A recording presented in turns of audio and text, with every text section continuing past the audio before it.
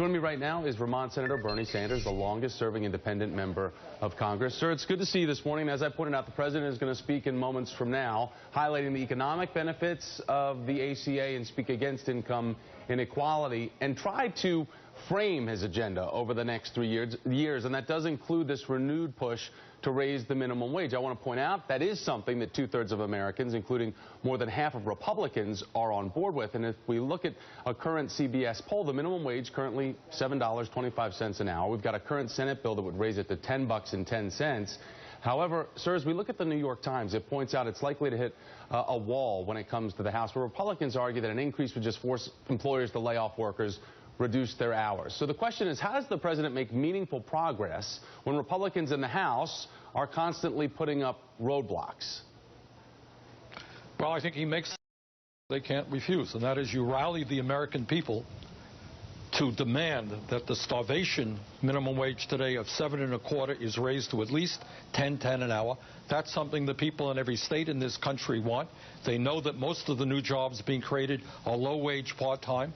They know that the middle class is disappearing, and they know that the gap between the very, very wealthy and everybody else is growing wider. And what the president has got to do is make the American people look at their Republican representatives and say, if you don't start standing with the struggling working families of this country, you're not going to be back in Congress next year. So, Senator, the president's speech Tuesday effectively hit the reset button on his promotion of the ACA. As we've been covering, the website steadily improving, and now we've got former President Bill Clinton backtracking from his earlier remarks about the law, which did so much damage. I just want to play how the president is getting in line with President Obama now. How difficult it is for you to suggest something to a sitting president? I mean, do you take credit for President Barack Obama honoring his word on Obamacare? No. Well, first of all, I think it's important to point out he actually has tried to go beyond what he promised now. And in many places, he will be able to do that. But you don't take credit for that? No, I waited for him to say that he felt badly about it. But the truth is, the law that he signed did grandfather in the policies that were in existence when he signed the law. So we're hearing from a different tone of Bill Clinton there, Senator, and we've got the newfound confidence that we're watching from the president, his White House, this new strike team. There are some of the leaders right there, these Democratic lawmakers. Do you think there's enough time for the president to rewrite the narrative on Obamacare? Absolutely. Absolutely. And, Thomas, the main point that has to be made is that the current system before the ACA is absolutely dysfunctional. 48 million people, no health insurance.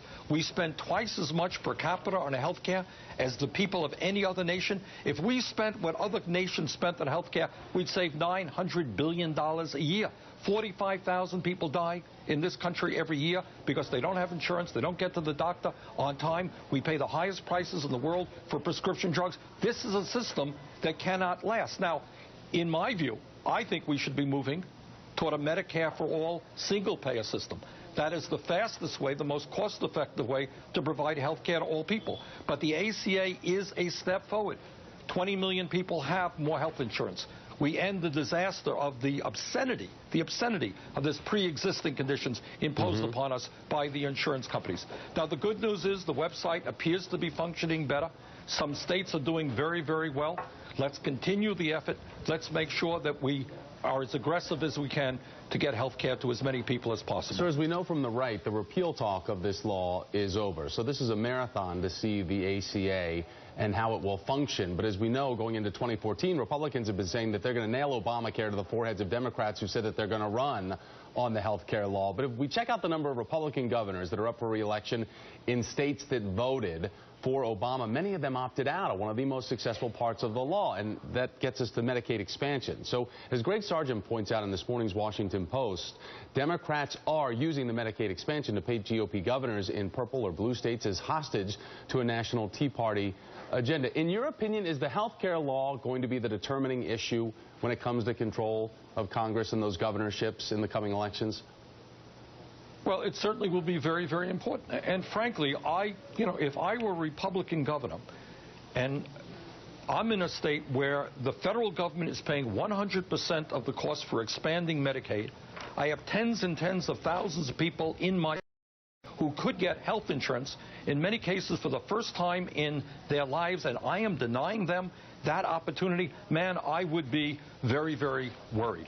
But I think that's one issue. The other issue, obviously, is the economy, high unemployment, growing disparity in wealth and income in this country. Vermont Senator Bernie Sanders, sir, great to have you on this morning. Thanks for your time.